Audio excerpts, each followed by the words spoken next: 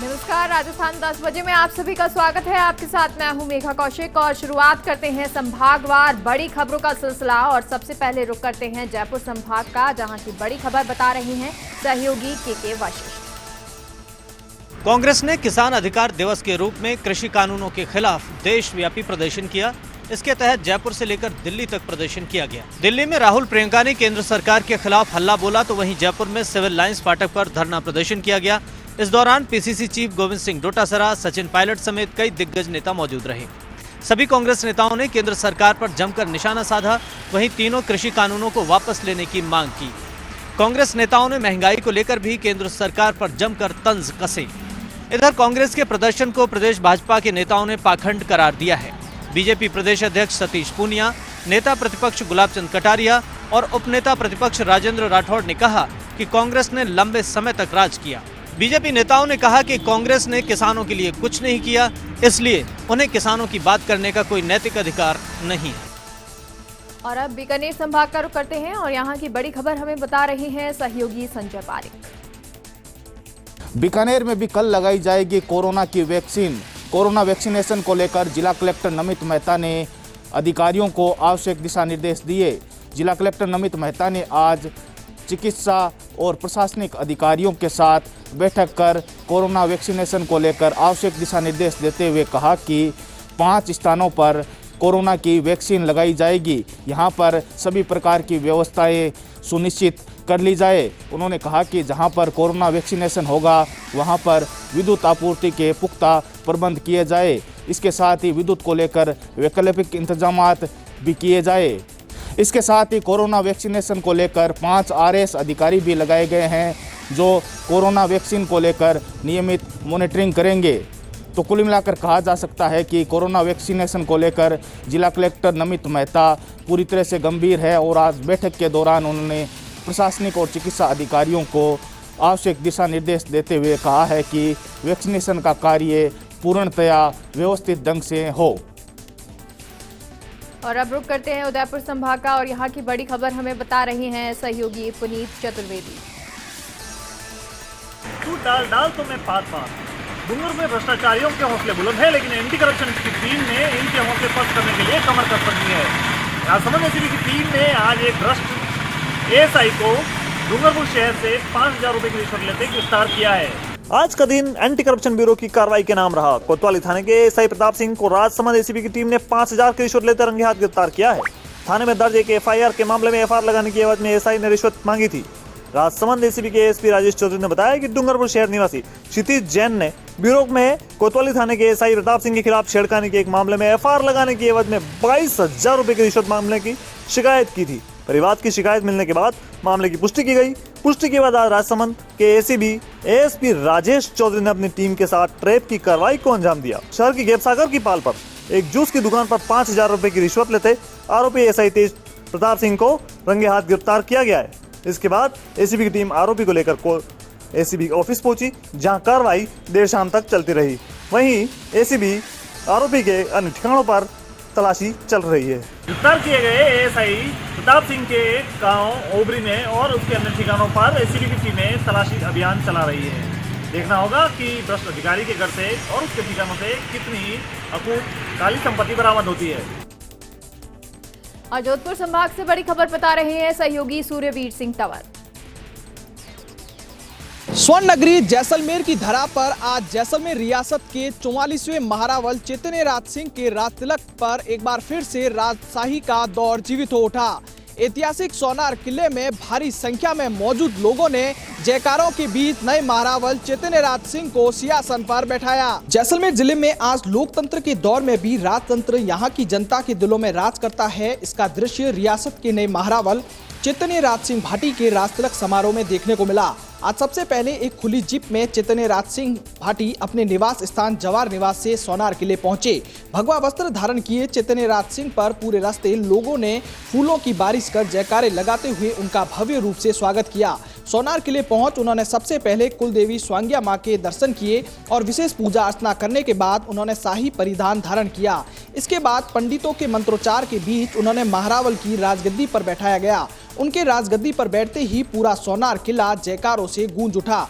गोपा परिवार की तरफ से उनका तिलक लगाकर विधिवत रूप से महारावल घोषित किया गया। वहीं पूर्व महारावल स्वर्गीय बृजराज सिंह का गत दिनों निधन हो जाने के बाद उनके ज्येष्ठ पुत्र चैतन्य राज सिंह का शुभ मुहूर्त में आज धूमधाम के साथ राज तिलक हुआ। जैसान वासियों में उत्साह का माहौल देखा गया और सोनार दुर्ग के दशहरा चौक में आकर्षक सजावट की गई।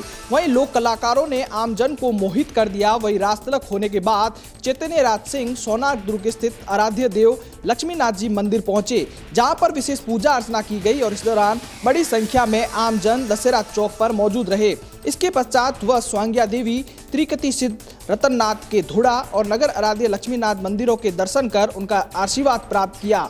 अपरा बाद शाही लवाजमा सदर बाजार और गोवर्धन चौक होते हुए मंदिर पैलेस पहुंचा, जहां पूर्व महारावल चैतन्य राज सिंह ने पूर्व राजमाता से आशीर्वाद लिया।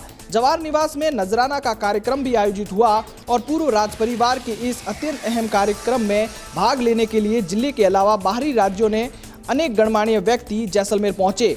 जैसलमेर में यह पहला अवसर था जब किसी आयोजन में एक साथ इतनी बड़ी संख्या में लोग उमड़ पड़े। सोनार फोर्ट का मुख्य द्वार तक बंद करना पड़ गया। अपने नए महारावल के प्रति लोगों में भरपूर प्यार दिखाया और उनकी ताजपोशी के दौरान ऐसा लग रहा था कि मानो पूरा जैसलमेर सड़क पर निकल गया हो। शहर में कई जगह राज तिलक की रस्म का लाइव टेलीकास्ट दिखाने की व्यवस्था की गई ताकि फोर्ट में भीड़ कम हो। इसके बावजूद आसपास के गांवों से लेकर शहर के लोग किले की तरफ उमड़ पड़े।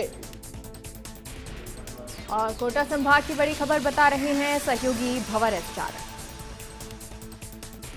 लोकसभा स्पीकर ओम बिरला ने कहा है कि चाहे कोई देश आपके पड़ोस में है या फिर सुदूर विदेश में, लेकिन हर देश को दूसरे देश की संप्रभुता का सम्मान अनिवार्य रूप से करना आना चाहिए। गृहनगर कोटा के अपने प्रवास के दौरान लोकसभा स्पीकर वेस्ट इंडिया से एक्सक्लूसिव बातचीत कर रहे थे। इस दौरान जब उनसे पूछा गया कि हाल के दिनों में भारत के कई आंतरिक मामलों को लेकर के कई देशों के सांसदों और कई देशों की संसदों में अनावश्यक बहस और बयानबाजियों के मामले सामने आ रहे हैं, तो बिरला ने कहा कि ये न सिर्फ अनावश्यक बल्कि आपत्तिजनक भी है।